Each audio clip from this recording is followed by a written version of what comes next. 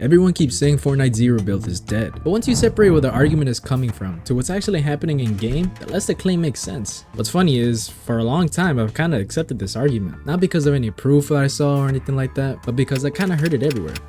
But the more I played Zero Build, the less the claim actually made sense. So I started to dissect the argument, and once I did, the whole Zero Build is dead argument started to fall apart. So instead of arguing whether the claim was true or not, I wanted to ask something more important. Who is pushing the narrative? Does it match with what's actually happening in game? And what does it say about the future of Zero Build? When I traced it back, it almost always came back to the same people. Competitive players, build-focused creators, and their audiences. And it makes sense. That's where the Fortnite conversations are the loudest. But here's the problem. When the largest group starts talking the loudest, it feels like they're speaking for everyone, but they don't. Zero Build doesn't live in that same ecosystem. It's not built around insane mechanics, tournaments, and exciting endgames. So naturally, it doesn't receive as much attention. So it starts getting treated like it doesn't matter. And this is where it starts getting a little misleading. Because people aren't saying Zero Build is dead based on what's happening in the game mode. They're saying that because it's not the center of attention. And that's the huge difference. A mode not being talked about is not the same thing as a mode not being played. But on the internet, those two things get confused all the time. So the narrative shifts from, I don't see this game mode being played anymore, therefore it must be dead. But if Zero Build were actually dead, you would feel it immediately.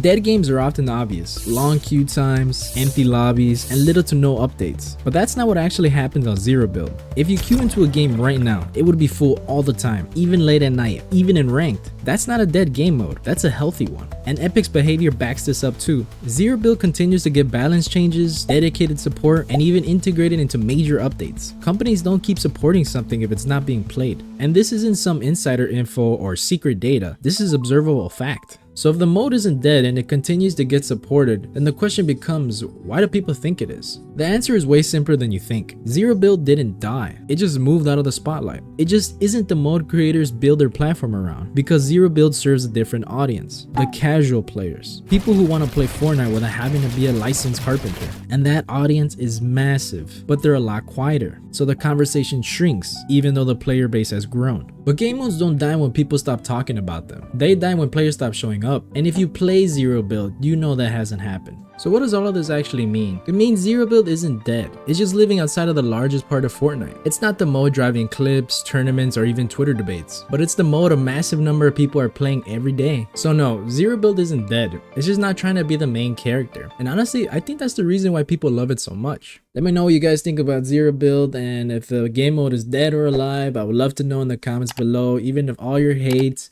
of the build players, just throw it all in there in the comments. I want to read them.